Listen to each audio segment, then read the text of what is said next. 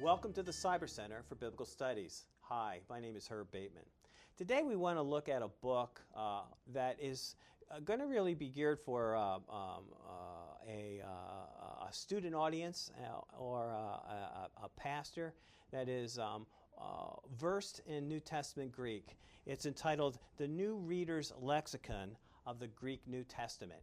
We have with us the author of that book, Michael Burer, professor of New Testament at Dallas Theological Seminary. Michael, welcome. Hey, thanks, Herb. It's good to be here. I'm glad you are, and what a better way of talking about a book than with, like this than with the author who put it together. Sure. Well, I'm glad. I appreciate the invitation. Yeah.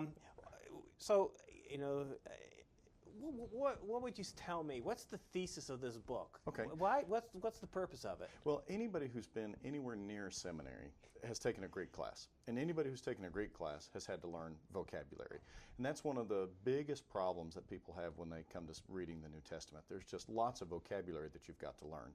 Most programs have students learn words that occur 50 times or more, but that's only about 20% of the words within the New Testament. Yeah. So everybody needs help with those rarer words that they come across all the time, but they don't learn as part of their regular coursework.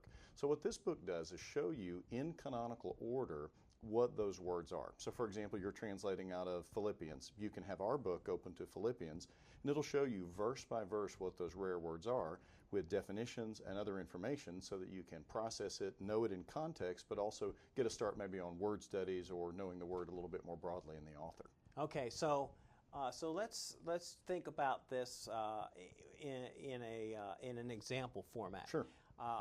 You've worked in Galatians. Mm-hmm.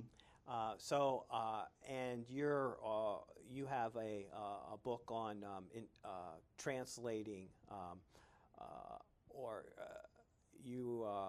I'm translating through Galatians. I can open up your book and I can do my translation of Galatians, mm-hmm. and these words are available, so I know how to translate them. Yeah, exactly. So, for example, let's imagine you're going to preach on the gifts of the Spirit. Okay. And we know that there are several words there that are a little bit rare. A little bit earlier, Paul talks about the works of the flesh, and there's several words there that are pretty rare, that don't show up that commonly within the New Testament. And so what our book does is it shows you in verse-by-verse order what those rare words are. So you won't trip up over the fact that you're coming across a word that only shows up 3 times in the New Testament. Okay. And so you can then translate and read without undue difficulty. It just gives you that information that you wouldn't have normally through your regular vocabulary study. And I wouldn't have to look them up in Bauer, Art, and Gindrich all the time No, either. that's right. You've done that for me. That's right. Yeah, we actually rely upon BDAG for most of our definitions. Occasionally we would go to LSJ if we had a little bit of a disagreement with BDAG, but by and large you're getting the standard lexicon for that particular verse, what they think that word means there. Now, I think you've already answered this question, but let me go ahead and ask it again, because repetition is always a good thing anyway. Mm-hmm. What spurred you on to write this book, to compile? I mean, this is painstaking. This Sure. is pretty technical. Mm-hmm. What spurred you to do this? Well, there's a book that's out there that people have known for years, Kubo's work, which essentially does the same thing. But the co-author and I, Jeffrey Miller, we were thinking, how could we improve upon what Kubo did? So we kind of massaged the idea and came up with what we thought was a better plan. For example, what Kubo will do is not show you all the words in the verse order. He'll put the words that are between, I think, 50 times or less and 5 times or more, kind of that variable in there, kind of in the front as a list. Well, that just adds to the memory work. We would rather take what the student has as part of their natural process of learning the language, 50 times or more, those words, and then give them everything else. And so this enables the student, fresh out of first year Greek, to start immediately reading the Greek New Testament at a better way than they could otherwise. Okay. Mm-hmm. That makes sense. That's good. And that, of course, that's great for a pastor mm-hmm. who may be rusty. Sure. Hey, it'll help enable him to pick up the Greek and pick up as well. Yeah, exactly. If that pastor can go back and just work on the words that occur 50 times or more, and there are lists all over the place if they don't happen to have that from when they were in seminary, they can work on memorizing those, and that gets into their vocabulary, their regular word usage. That's about 320 words approximately.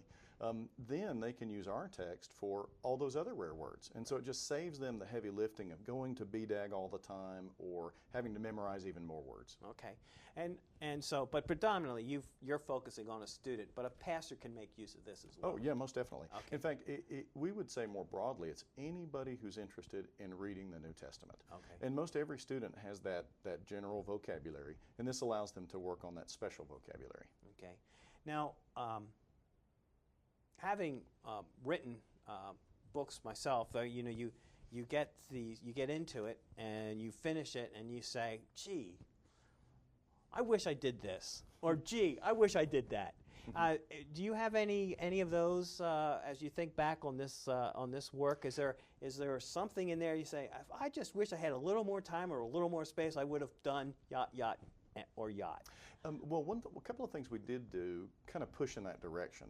For words that are fairly rare, we will give verse references. So, for example, if Paul uses this word only 3 other times, we'll show you what those verse references are, because we wanted to be able to give the reader a head start on things like word studies or a little bit of theological cross-referencing on these key terms. So it would have been neat if we could have maybe pushed even more in that direction, but we didn't have enough space really in the format that we had. So maybe in the second edition, we'll see. Okay, that's right. It's like, now, is this digital or is this all hard copy? Well, presently it's hard copy, but I've talked with our good friends Paul and Dennis yesterday, and they're now moving to put it into an electronic format that'll be available on different software platforms. Okay, so currently it's hard copy. Yep. But there's a future desire and movement to making this product digital. Yep, that's right. And it'll have some advantages over, for example, a lot of people have BDAG already in their software program. Right.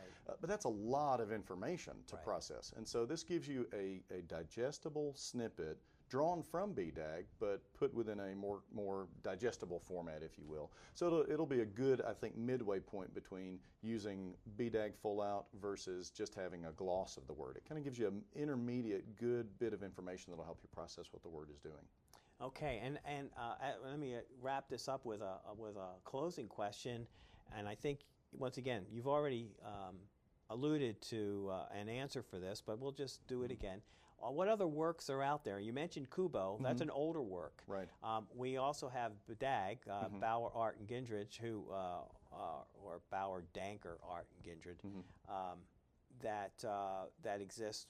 A little more cumbersome. Are there any other works that like yours that you have published? Is there any more out there? No, really, Kubo is you could say our biggest competitor. Okay. But we've improved on Kubo because Kubo was done early 70s, thereabouts. Yeah. And so there's a lot of water under the bridge, and we've been able to bring that concept up to date. So we're essentially the only other reader's lexicon out there. Okay. Well, Michael, thank you so much Thanks, for joining and sharing with us, and thank you. I trust that this might be a source you may consider for those of us who are constantly wrestling with the Greek text and looking for ways to be able to work our way through any given passage a little more quickly. I trust this will be a helpful source for you, available on both Amazon and on Kriegel website. But until next time, I trust that you'll have a great day. Thank you for joining us.